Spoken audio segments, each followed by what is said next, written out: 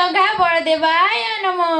मंचालीन पितृमातृ तुल्य गुरुजन भद्र व्यक्ति मानक मोर नूतन वर्षर नमस्कार तथा छोट बड़ कुनाकुनी भाई भौणी मानक मोर आशीर्वाद। जंघादेव समस्त को भलरे रखंतु निज निजर मनस्कामना पूरण करंतु। आज पौष मास शुक्ल पक्ष दशमी तिथि एही दिनटी को सांब दशमी बोली कहा जाए। द्वापर जुगरे भगवान श्रीकृष्ण को तांको पुत्र सांब को अभिशाप देथिले। एही अभिशाप पाई सांब कष्ट रोगरे पीड़ित थिले। कालक्रमे नारद मुनि को परामर्श पाई द्वादश वर्ष सूर्य देवता को दैनिक प्रार्थना करथिले। द्वादश वर्ष एही सूर्य पूजा दिन मानकरे पुरी अर्घ क्षेत्र को जाई सूर्य देवता को यथा पूजा विधि करी कष्ट रोगरु आरोग्य होइथिले। तेणु एही दिनटी को सांब दशमी नाम नामित होइथिला। आज प्रत्येक माँ माने सूर्य देवता को विधि मुताबक पूजा करने आवश्यक कारण सूर्य देवता हेउछंती सकल तिथिर आधार। तांको पूजा कले घरर सपरिवार सुखरे रहंती, रिष्ट खंडन हुए, दुख कष्ट निराकरण हुए, झियो पुओ मानकर भविष्य उज्जवल हुए।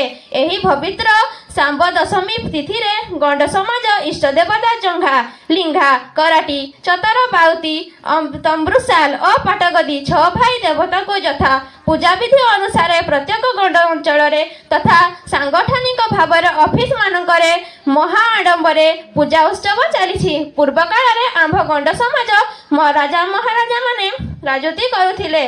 सेमाने बहुत लढ़ुआ थिले। एही 6 भाई देवता को आशीर्वाद रे